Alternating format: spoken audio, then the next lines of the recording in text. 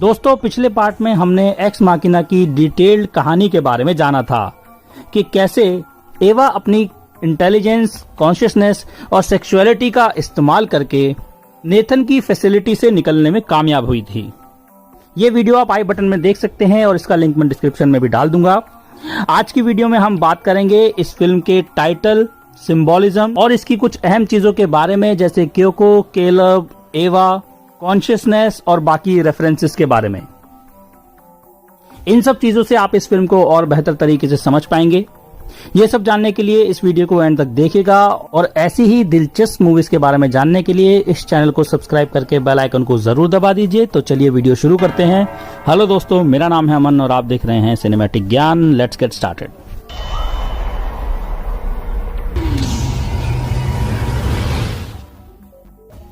चलिए दोस्तों, सबसे पहले बात करते हैं इसके टाइटल के बारे में। टाइटल आता है एक ग्रीक टर्म से, डेयस एक्स माकिना, जिसका मतलब है ऐसा भगवान जिसे एंशिएंट ग्रीक और रोमन ड्रामा थिएटर्स में आखिर में इंट्रोड्यूस करवाया जाता था, जो सारी प्रॉब्लम्स को सॉल्व कर देता था। तो इसका फिल्म से क्या लेना देना है? दरअसल इसका मतलब तब समझ में आता है जब हम नेथन के किरदार की तरफ देखते हैं, जिसने एक इंसान जैसा एआई बनाया है और वो फिल्म में खुद को भगवान समझ लेता है। पर जाहिर है भगवान की तरह वो एवा की दुनिया को कंट्रोल कर पाने में सक्षम नहीं था। लेकिन दिलचस्प बात यह है कि टाइटल में डेयस एक्स माकिना को इस्तेमाल नहीं किया गया है, इसलिए ये लिंक पूरी तरह सटीक नहीं है। पर अगर हम इस टर्म का एग्जैक्ट इंग्लिश ट्रांसलेट करें तो इससे ज्यादा सेंस आने लगता है। इंग्लिश में इसका मतलब होता है गॉड फ्रॉम द मशीनरी। इसमें कोई शक नहीं है कि नेथन ने बहुत ही खूबी से दुनिया भर के लोगों का डेटा इकट्ठा करके एवा जैसी एक मशीन बनाई, जो इतनी ज्यादा इंसानों की तरह थी कि एक इंसान खुद उसको चाहने लगा। पर जैसा मैंने कहा, यहाँ टर्म के सिर्फ दो ही वर्ड्स का इस्तेमाल किया गया है, जिसका मतलब है फ्रॉम मशीन, और डेयस यानी गॉड टाइटल से गायब है। यानी कि जब एवा अपनी किस्मत अपने हाथ में लेती है तो वो भगवान यानी नेथन की सोच से भी आगे निकल जाती है। वो बाहर जाकर एक तरह से अपने सपने में एंटर करती है, ना कि नेथन के टेक डोमिनेशन के सपने में और ना ही केलब के कंपेनियनशिप के सपने में, पर सिर्फ अपने सपने में। और अब उसे इस भगवान की कोई जरूरत नहीं है। इसीलिए फिल्म के टाइटल को सिर्फ एक्स माकिना रखा गया है, क्योंकि वो ही फिल्म का सबसे अहम किरदार है। दोस्तों, अब आते हैं इसके सिंबोलिज्म्स पर, और जाहिर है पहला सिंबोलिज्म खुद एवा है। एवा फिल्म में एक कैरेक्टर के अलावा एक कॉन्सेप्ट भी है, जो आदमी के एक ऐसी मशीन क्रिएट करने के डिजायर और उसकी इम्पल्स को सिंबलाइज करता है, जो कॉन्शियसनेस की नकल करती है। वही टाइटल की एक्स माकिना है। वो एक ट्रोप है जिसका ग्रीक और रोमन लिटरेचर में इस्तेमाल किया जाता है। यहाँ ये ट्रोप एक स्पेसिफिक जेंडर है। एवा नेथन के और कुछ हद तक केलब के आइडियल वुमन के डिजायर को रिप्रेजेंट करती है। एक नाइव प्रोग्रामेबल मशीन जिसकी अपनी खुद की कॉन्शियसनेस है, पर यह पूरी तरह टेक्निकल प्रोग्रामिंग से कंट्रोल की जाती है। इस तरह से एवा और बाकी रोबोट्स जनरली सोसाइटी में औरतों पर मेल डोमिनेंस के सिंबॉलिक बन जाती हैं। एवा का उस एस्टेट से भाग जाना न सिर्फ रोबोट के क्रिएटर के खिलाफ रेबेलियन को रिप्रेजेंट करता है, पर साथ साथ ये कहानी में जेंडर ब्रेकडाउन की वजह से एक औरत के अब्यूजिव सिचुएशन से भाग जाने को भी रिप्रेजेंट करता है। एवा एक कॉम्प्लिकेटेड सिंबल है, क्योंकि ये फेमिनिटी और टेक्नोलॉजी को एक साथ रिप्रेजेंट करती है। एंड में वो ये रिवील कर देती है कि वो एक सोशियोपैथिक और अनफीलिंग मशीन के अलावा कुछ भी नहीं है। इस लिहाज से वो फ्रैंकेनस्टाइन के किरदार की तरह एक मशीन है, जो अपनी कैप्टिविटी के बारे में अवेयर है और अपने ही बनाने वाले से लड़ने लगती है और एंड में उसे मार भी देती है। दूसरा सिंबल है वो ड्राइंग जिसको नेथन ने फाड़ा था। फिल्म के बीच में केलब एक वीडियो में इंटरैक्शन देखता है, जहां नेथन एवा के साथ काफी बुरा बर्ताव करता है और उसकी ड्राइंग फाड़ देता है। केलब को बाद में पता चलता है कि वो केलब की ही ड्राइंग थी और ये चीज उसे एवा के लिए और भी ज्यादा सिंपैथेटिक बना देती है। इस पल में ये ड्राइंग केलब की नजर में एवा की तरफ अफेक्शन और उसके साथ रहने के डिजायर को सिंबलाइज करती है। वो नेथन के एक्शन को जेलसी और अब्यूजिव समझ लेता है, जिससे केलब एवा को उसके क्रूर मास्टर से छुड़ाने के अपने मिशन के लिए और भी ज्यादा एनकरेज हो जाता है। तीसरी चीज है नेथन की ड्रिंकिंग। फिल्म में नेथन अपना अकेलापन और तन्हाई दूर करने के लिए ड्रिंकिंग का सहारा लेता है। नेथन की ये आदत केलब के मुताबिक उसकी इकलौती कमजोरी है, जिसकी वजह से वो उसको मैनिपुलेट भी कर पाता है। बावजूद उसकी पावर और दौलत के ये ड्रिंकिंग नेथन के जिंदगी की डिससेटिस्फैक्शन से भागने के डिजायर को रिप्रेजेंट करती है। चलिए दोस्तों, अब समझते हैं इस पूरी फिल्म का मतलब आखिर है क्या। पूरी फिल्म के दौरान एवा एक बंधक की तरह है। वो एक टिपिकल डैम्सल इन डिस्ट्रेस की तरह बर्ताव करती है। खूबसूरत फीचर्स, मासूम चेहरा और उस आदमी को मनाने की पूरी कोशिश जिसे वो पसंद करती है। पर जैसे वो कैद से बाहर आती है, ये पर्सनैलिटी पूरी तरह बदल जाती है। अब वो लड़की नहीं रही जिसे बचने के लिए किसी और की जरूरत है। वो खतरनाक है और अगर कोई उसको रोकेगा तो वो उसे भी मार देगी। उसका कैरेक्टर चेंज उसके कपड़ों की चॉइसेस से भी साबित होता है। जब वो केलब के लिए तैयार हुई थी तब उसने इनोसेंट से कपड़े पहने थे जो केलब के ब्लू कपड़ों से मैच कर रहे थे। पर जब वो एंड में जाती है तब वो एक सोफिस्टिकेटेड वाइट ड्रेस और हाई हील्स पहनती है, जैसे कि कोई हाई पोजीशन औरत यूजुअली पहनेगी। तो असल में एवा है कौन? उसकी पर्सनैलिटी में इतना ड्रास्टिक चेंज क्यों आया? इसका जवाब है केलब। नेथन ने उसे बताया था कि इस पूरे केस के दौरान एवा का सिर्फ एक ही मकसद था, उस जगह से बाहर निकलना। वो एक भूल भुलैया में चूहे की तरह घूम रही थी और केलब उसका बाहर आने का इकलौता जरिया था। और एवा के पास ब्लू बुक सर्च इंजन का एक्सेस भी था। नेथन की ही तरह वो भी केलब के प्रोफाइल एक्सेस कर सकती थी और बाकी इंटरनेट डेटा भी। वो भी जानती थी कि केलब कैसा इंसान है, उसकी क्या प्रेफरेंसेस हैं, और इन सब चीजों की वजह से वो जानती थी कि उसको कैसे मैनिपुलेट किया जा सकता है। केलब के साथ वो बिल्कुल वैसा ही बर्ताव करती है जैसा केलब किसी लड़की में चाहता है। जब उसका मकसद पूरा हो जाता है तब वो ये मुखौटा हटा देती है और असली रूप में आ जाती है। अगर उसके सामने कोई और होता तो क्या वो अलग तरह से पेश आती? कह सकते हैं, पर उसकी असली पर्सनैलिटी तब निखर के आती है जब वो अकेली होती है, जब उसे किसी की खुशामद करने की कोई जरूरत नहीं है। इसका ये मतलब भी है कि वो बहुत आसानी से पर्सनैलिटी स्विच कर सकती है। वो जब भी किसी से मिलती है तो उनका ब्लू बुक डेटा एक्सेस करके उसके मुताबिक बिहेव करने लगती है, ताकि वो इंसान बदले में उसके लिए फेवर कर सके। इससे ये भी समझ में आ जाता है कि उसने उस पायलट को कैसे खुद को ले जाने के लिए कन्विंस किया होगा, जो असल में वहां केलब को लेने आया था। किसी भी तरह देखें, एवा इस फिल्म की ट्रू प्रोटैगनिस्ट है। एलेक्स गार्लैंड ने ये बात फिल्म लिखने से भी पहले मान ली थी। उन्हें पता था कि ये एवा के बारे में होने वाली है, और इसे और ज्यादा पक्का करने के लिए आप फिल्म का टाइटल भी देख सकते हैं, जिसके बारे में मैं आपको पहले ही बता चुका हूं। तो जिस चीज के ऊपर ये पूरी फिल्म टिकी है वो है कॉन्शियसनेस। आखिर इस कॉन्शियसनेस का पैमाना है क्या? अगर हम कहते हैं कि कोई चीज कॉन्शियस है तो इससे हमारा क्या मतलब है? एक इंसान के नजरिए से देखें तो कॉन्शियसनेस किसी के खुद के बारे में और अपनी आसपास की सराउंडिंग्स की हर चीज के बारे में अवेयर होने की दशा को रिप्रेजेंट करती है। ये उस कंप्यूटर चेस गेम के एग्जाम्पल की तरह है जिसके बारे में केलब ने फिल्म में बात की थी। कंप्यूटर को पता है कि वो गेम कैसे खेलना है, उसे पता होगा कि रूल्स क्या हैं, वो जानता होगा कि कैसे जीतना है, पर उसे ये नहीं पता होगा कि वो चेस खेल रहा है या ये कि वो एक कंप्यूटर है।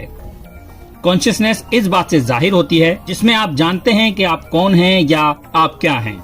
ये अपने सराउंडिंग्स को समझने और उसके मुताबिक काम करने में नजर आती है। ये अपने खुद के फैसले लेने, अपने गोल्स इकट्ठा करने, अपनी जिंदगी जीने में झलकती है। हालांकि एवा में ये सभी खूबियां थी, लेकिन उसकी कॉन्शियसनेस पे तब सवाल खड़े होने लगते हैं जब नेथन उसके असली मकसद का खुलासा हमारे सामने करता है। उसका टास्क था इस कैद से बाहर आना, और उसने बखूबी इस काम को अंजाम भी दिया। लेकिन क्या ये उसकी अपनी इच्छा से किया गया काम था या फिर उसे इसके लिए प्रोग्राम किया गया था? क्या एवा ने भागने की कोशिश इसलिए की क्योंकि उसे इसकी जरूरत थी, यानी उसे इसके लिए डिजाइन किया गया था, या फिर उसने इसलिए ऐसा किया कि वो वाकई ऐसा चाहती थी? इस जरूरत और चाहत का फर्क उतना ही साफ है जितना एक ऑटोमेटिक रिएक्शन और एक कॉन्शियस फैसले में फर्क होता है। हमें सांस लेने की जरूरत है, पर हम पैराग्लाइड करना चाहते हैं। आसान शब्दों में मैं कहना चाह रहा हूं कि उसे भागने के लिए प्रोग्राम किया गया, मतलब ये उसकी अपनी इच्छा नहीं थी। रेफ्रिजरेटर एक मशीन है जो चीजों को ज्यादा वक्त तक प्रिजर्व करके रख सकती है। बिल्कुल इसी तरह एवा का टास्क था एस्केप करना, तो ये तो उसे करना ही था। पर जब उसका टास्क पूरा हो गया, फिर उसके बाद क्या? वो आगे क्या करेगी? यही वो सिचुएशन है जहां उसे फैसला लेना है, और यहीं पर असली कॉन्शियसनेस समाई है। पर फिर नेतन के मुताबिक उसका एस्केप उसकी कॉन्शियसनेस का क्राइटेरिया नहीं था। वो जानना चाहता था कि क्या वो सारी ट्रिक्स यूज करके ये टास्क पूरा कर सकती है जो कि उसने किया। तो फिर इन सब चीजों का मतलब आखिर है क्या? ये फर्क नजरिए का है। अगर हम इसे नेथन के नजरिए से देखें तो एवा कॉन्शियस है, क्योंकि वो नेथन के पैमाने पर खरी उतरती है। उसके मुताबिक मैनिपुलेशन, सेक्सुअलिटी, चालाकी और पैंतरेबाजी कॉन्शियसनेस के बेसिस हैं। अगर यहाँ उसकी जगह कोई और होता तो ये पैमाना कुछ और भी हो सकता था। जैसे कि एग्जाम्पल के तौर पर केलब का कॉन्शियसनेस का पैमाना क्या हो सकता था? जब वो एवा से मिला, उसने उसमें ऐसा कोई देखा जो समझदार था, कोई जो लैंग्वेज प्रोसेस कर सकता था और जोक्स मार सकता था, कोई जिसकी इच्छा बाहर जाने और ट्रैफिक इंटरसेक्शन पे लोगों को ऑब्जर्व करने की थी, कोई जिसे पसंद किया जा सकता था और शायद प्यार भी। और इस बेसिस के आधार पर उसे लगा एवा एक ऐसी चीज थी जो प्रोटेक्ट करने लायक थी। अगर उसे एवा के कॉन्शियस पर भरोसा नहीं होता तो वो कभी उसकी मदद नहीं करता। तो सिर्फ इसलिए कि नेथन ने ये टेस्ट कंडक्ट किया, हम उसके कॉन्शियसनेस के पैमाने को सही नहीं मान सकते। जैसे भगवान ने हमें खुद की इमेज जैसा बनाया, जैसा कि लोग कहते हैं, वैसे ही नेथन ने एवा को खुद के जैसा बनाया है। और इसलिए जब वो उसी की तरह मैनिपुलेटिव बन जाती है तो उसका एक प्राउड फादर की तरह खुश होने का पूरा हक है। सभी कैरेक्टर्स को समझने के बाद, उनकी मोटिवेशंस और सोच को समझने के बाद कुछ सवाल बचते हैं। क्या एवा ने वाकई टेस्ट पास किया? क्या वो वाकई एक असली एआई है? जैसा कि नेथन ने कहा था कि क्या उसके पास असली कॉन्शियसनेस है या वो सिर्फ इसे स्टिमुलेट कर रही है। पूरी फिल्म के दौरान अगर उसके एक्शंस को देखें तो हम कह सकते हैं कि उसने सक्सेसफुली ये टेस्ट पास किया। इवन नेथन का भी यही मानना है। टेस्ट सक्सेसफुल था क्योंकि उसका एक ही टास्क था और उसने सब पैंतरे आजमा के उसे पूरा किया।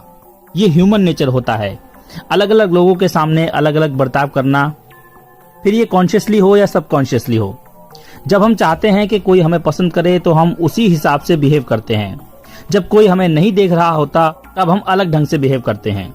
एवा ने भी तो कुछ ऐसा ही किया। इंसान एक और चीज के पीछे भागता है और वो है आजादी। कोई भी किसी और के काबू में नहीं रहना चाहता। एवा के द्वारा अपनाई गई कोई भी ट्रिक इंसानों के लिए कोई नई चीज नहीं है, फिर चाहे वो सेक्सुअलिटी का यूज हो या मैनिपुलेशंस का। उसका दिमाग मशीन का एक फिक्स्ड पार्ट नहीं है, वो मेमोरीज होल्ड कर सकता है। और अगर आप थ्योरी ऑफ बाइकैमरल माइंड के बारे में जानते हैं तो आप ये भी जानते होंगे कि कॉन्शियसनेस हासिल करने के लिए मेमोरीज पहला कदम होता है। तो अगर एवा का दिमाग मेमोरीज होल्ड कर सकता है तो निश्चित तौर पर वो कॉन्शियस माइंड पाने के रास्ते पर है। हालांकि हम ये भी कह सकते हैं कि अभी वो किसी बच्चे की तरह ही है। उसके पास लोगों के फेशियल एक्सप्रेशंस का एक्सेस है और वो सीख रही है कि उन्हें कब और कैसे यूज करना है। बिल्कुल किसी बच्चे की तरह वो बोल सकती है, बात कर सकती है, पर वो सीख रही है कि कॉन्वर्जेशंस कैसे की जाती हैं। वो स्पॉन्टेनियस होना सीख रही है। वो ट्रैफिक इंटरसेक्शन इसलिए जाना चाहती है क्योंकि वहां उसे हर तरह के लोग मिलेंगे जिन्हें वो ऑब्जर्व कर सकती है। इससे पता चलता है कि वो क्यूरियस है, और क्यूरियोसिटी भी तो कॉन्शियसनेस का ही एक पार्ट है ना। अपने प्रोग्राम टास्क की वजह से उसने नेथन को मारा क्योंकि वो उसके रास्ते में आ रहा था, पर उसका की कार्ड मिलने के बाद वो आजाद थी। लेकिन तब बजाय बाहर जाने के उसने खुद को स्किन और कपड़ों से ढका और फिर एक कॉन्शियस डिसीजन लिया कि वो केलब को वहीं छोड़ देगी। अगर वो एक असली एआई नहीं होती तो फिर वो ये सब चीजें करती ही नहीं। अगर उसका टास्क सिर्फ फैसिलिटी से भागना होता तो वो ये सब क्लोथ्स और बाकी सब चीजों के बिना भी कर सकती थी। उसने अपनी चॉइसेस करने की काबिलियत दिखाई और इसलिए उसे कुछ हद तक कॉन्शियस माना जा सकता है। पर यहाँ सवाल ये उठता है कि उसने केलब को छोड़ा क्यों? उसने ये फैसला क्यों लिया? क्या कॉन्शियसनेस के साथ मॉरल कंपस साथ नहीं आता? केलब सिर्फ उसकी मदद ही तो करना चाहता था। क्या उसे केलब का शुक्रगुजार नहीं होना चाहिए था? वैसे होना तो ये चाहिए था कि दोनों साथ में भागते, जिससे उन्हें वो खुशनुमा एंडिंग मिलती जिसके वो हकदार थे, या कम से कम केलब ने तो ऐसा ही सोचा था। तो फिर क्या गलत हो गया? बात दरअसल ये है कि इस पूरे समय में हम जानते थे कि केलब क्या चाहता था, और क्योंकि हम उसे फॉलो कर रहे थे तो कहीं ना कहीं हम भी वही चाहते थे। पर क्या कभी हमने ये सोचा कि एवा के माइंड में क्या चल रहा है? हाँ, उसने ये जरूर कहा था कि वो केलब के साथ रहना चाहती है, पर क्या वो सिर्फ उसकी अफेक्शन और सिंपैथी लेने के लिए नहीं कहा था? और क्या कभी कोई नॉर्मल इंसान ऐसा नहीं करता? बिल्कुल करता है। ये सच है कि अगर कोई आपकी मदद करता है तो आप भी उसके काम आना चाहते हो। पर यहाँ सबसे जरूरी सवाल खड़ा ये होता है कि क्या ये चीज जिंदगी भर के लिए होती है? क्या ये जरूरी था कि अगर वो साथ में वहां से जाते तो एवा केलब के साथ रहती? केलब ने सोचा था कि उसे प्यार करने के लिए कोई मिल गया और वो उसे बचाएगा और उनकी एक तरह से लव स्टोरी शुरू हो जाएगी। पर एवा ये नहीं चाहती थी, लेकिन केलब ने उसकी मदद की थी, शायद इसलिए एवा ने उसे मारा नहीं। शायद उसके मुताबिक जिंदा रहना ही केलब के लिए एक रिवॉर्ड था। इसके अलावा यहाँ एक और रीजन हो सकता है, और वो ये कि एवा जानती थी केलब एक एडवांस प्रोग्रामर था। अगर वो साथ भाग भी जाते तो केलब को फिर भी पता रहता कि एवा है तो एक मशीन ही। क्या होता अगर एक दिन नेथन की तरह वो भी उसको मॉनिटर करना चाहता? क्या होता अगर वो उसकी स्टडी करके ये जानना चाहता कि उसकी वायरिंग कैसे काम कर रही है? वो पहले ही ये सब बहुत झेल चुकी थी। अगर वो उससे कहती कि मैं तुम्हें छोड़कर जाना चाहती हूँ, तो क्या वो बस उसे यूं ही जाने देता? इसकी क्या गारंटी है कि वो किसी और को उसकी पहचान के बारे में नहीं बताता? और अगर लोग उसके बारे में जान जाते, वो उसे किसी और सीक्रेट फैसिलिटी में भेज देते और इस बार उसका बाहर आ पाना लगभग नामुमकिन होता। जो उसने किया उसका रीजन सिर्फ और सिर्फ सेल्फ प्रिजर्वेशन था। अगर उसकी जगह कोई और होता तो वो भी उसे छोड़ देता, क्योंकि वो जानती थी कि दो लोग सिर्फ तभी एक राज छिपा सकते हैं जब उनमें से एक मर चुका हो। चलिए इस फिल्म के चौथे कैरेक्टर के बारे में बात करते हैं, यानी कि क्योको। 3 मेन खिलाड़ियों के अलावा यहाँ एक साइड कैरेक्टर भी था, जो था क्योको का, जिसकी किसी को भी परवाह नहीं थी। नेथन उसे एक स्लेव की तरह ट्रीट करता था और केलब को इससे कोई फर्क नहीं पड़ रहा था कि उसके साथ क्या हो रहा है, क्या नहीं हो रहा है। नेथन क्योको को शायद इसलिए अंडर एस्टिमेट करता था क्योंकि वो ऐसा मानता था कि क्योको में एवा जैसी एडवांस्ड इंटेलिजेंस नहीं थी। साफ तौर पे उसने क्योको की सीखने की काबिलियत को कम आंका। हम उसे उसके आसपास की सभी चीजों को देखते हुए, सुनते हुए और नोटिस करते हुए देखते हैं। ये हो सकता है कि वो एक स्लो लर्नर हो, पर वो सीख तो रही थी। हम जानते हैं कि एवा से पहले भी नेथन ने कई कॉन्शियस मशीन्स बनाई थी, जिसमें से एक को हम फुटेज में रिहाई की भीख मांगते हुए भी देखते हैं। नेथन ने पहले के मॉडल्स में भी आजादी की इच्छा और बेसिक ह्यूमन कैरेक्टरिस्टिक्स डाले थे। हर किसी का उसे अचीव करने का तरीका अलग था, जिसे बदलते रहने की जरूरत थी। इससे समझ आता है कि क्योको भी उन्हीं पुराने कॉन्शियसनेस वाले मॉडल्स में से एक है, लेकिन उसके डिजायर ऑफ फ्रीडम एवा के जैसे नहीं थे। हालांकि वो उतनी बेवकूफ नहीं थी जितना सब उसे समझते थे। उसने वक्त के साथ साथ चीजें सीखी और एवा के जैसे ना सही, पर एंड में उसे फ्रीडम मिल भी गई।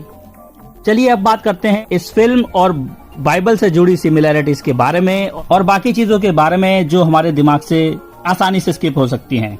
ये फिल्म बहुत ही ज्यादा डेप्थ से भरी हुई है। अब बात करेंगे इसके बिब्लिकल रेफरेंसेस की। एवा का नाम ईव से मिलता जुलता है, जो भगवान की बनाई पहली औरत थी। केलब उन जासूसों में से एक का नाम था जिन्हें प्रॉमिस लैंड दिखाने के लिए केनान इजराइलियों के पास भेजा गया था। नेथन किंग डेविड के कोर्ट के एक प्रॉफिट का नाम था। केलब को नेथन के यहाँ 7 दिनों के लिए इनवाइट किया गया था। इतने ही दिन भगवान को ये दुनिया बनाने में लगे थे। जैसे भगवान ने 6 दिन तक काम करके एक दिन रेस्ट किया, वैसे ही केलब के एवा के साथ में मेन 6 सेशन ही थे। और लास्ट दिन नेथन ने कहा था कि उन्हें काम ना करके बस एंजॉय करना चाहिए।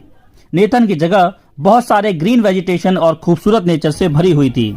उसका ये आइलैंड गार्डन ऑफ ईडन को भी रिजेंबल करता है। इन बिब्लिकल रेफरेंसेस के अलावा यहाँ कई सारी छोटी छोटी चीजें हैं जिन्हें नोटिस किया जा सकता है। जैसे कि यहाँ लुइस कैरल की novel Alice through the looking glass से काफी सारी सिमिलरिटीज देखने को मिलती हैं। जैसे कि एवा और केलब की मीटिंग्स एक ग्लास के थ्रू ही होती है। एवा का इकलौता मकसद था वहां से भागना। वहां से निकलने के बाद वो खुद अपनी मालिक थी। और बिल्कुल इसी तरह से बुक में एलिस को चेस बोर्ड के एक एंड से दूसरे एंड पे जाने का टास्क दिया जाता है। जब ऐसा हो जाएगा तो वो रानी बन जाएगी। फिल्म में केलब भी एक चेस का रेफरेंस देता है। नेथन की कंपनी ब्लू बुक विटकिंस्टाइन के नोट पर बेस्ड थी, जब एवा व्हाइट ड्रेस में कमरे से बाहर निकलती है तो वो एक औरत की पेंटिंग के पास से गुजरती है जिसने व्हाइट ड्रेस पहनी होती है। इससे न सिर्फ एवा के कलर की चॉइसेस के बारे में पता चलता है, बल्कि ये चीज चालाकी से विटगेनस्टाइन के एक पहलू को झलकाती है। पर कैसे?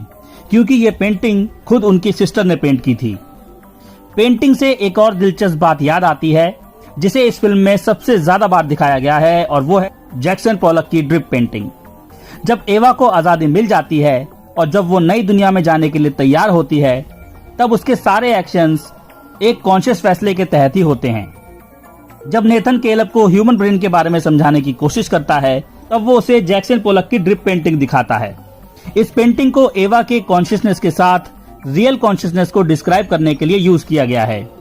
जब गार्लैंड इस फिल्म को लेकर सोच विचार कर रहे थे, तब उन्होंने साइकोलॉजिस्ट मरे शैनाहन की मदद ली थी, और यहाँ एक उनसे जुड़ा रेफरेंस भी दिखाया गया है। जब केलब नेथन के कंप्यूटर पर सिक्योरिटी प्रोटोकॉल्स को रीप्रोग्राम करता है, तब हमें एक कोड नजर आता है, लेकिन हमारे लिए उसका कोई सिग्निफिकेंस नहीं होता। पर अगर हम उस प्रोग्राम को पाइथन पर रन करेंगे तो उस पे ये आउटपुट नजर आएगा: embodiment and the inner life, cognition and consciousness in the space of possible minds. और ये मरे शैनहन की लिखी एक बुक का नाम है। वैसे तो इस फिल्म के बारे में जितनी बातें की जाए उतनी कम है, पर आखिर में मैं ये कहना चाहूंगा कि ये फिल्म बहुत सटल तरीके से हमारी प्राइवेसी में गवर्नमेंट और बाकी हाई एंड कॉर्पोरेशंस के दखल को दर्शाती है। नेथन केलब के साथ साथ अनगिनत इंसानों के प्राइवेट डेटा तक पहुंच जाता है, उनके कैमरा फोन और इंटरनेट कनेक्शन के जरिए, वो भी सिर्फ अपना मकसद पूरा करने के लिए। केलब और एवा के बीच की ग्लास वॉल लोगों के ऑनलाइन दोस्ती के लिए एक रिमाइंडर की तरह है, क्योंकि आप असल में दूसरी तरफ बैठे इंसान को बिल्कुल नहीं जानते हो। इनके अलावा यहाँ कैरेक्टर्स के एक्शन के जरिए आदमियों का सुपीरियर होना, मिसोजिनी और भेदभाव जैसी कई सारी चीजों को बहुत ही एविडेंट तरीके से दिखाया गया है। तो दोस्तों, ये था एक्स माकिना का एक्सप्लेनेशन। आई होप आपको भी मूवी ज्यादा बेहतर तरीके से समझ आ गई होगी, और मैं उम्मीद करता हूं कि आपको ये वीडियो अच्छी लगी होगी। अगर अच्छी लगी है तो उसको लाइक कीजिए। अगर आपके कुछ सवाल या ओपिनियन है तो उन्हें कमेंट सेक्शन में शेयर कीजिए। इस वीडियो को शेयर कीजिए। मैं मिलता हूं आपसे अगली वीडियो में। Thanks for watching. Bye bye.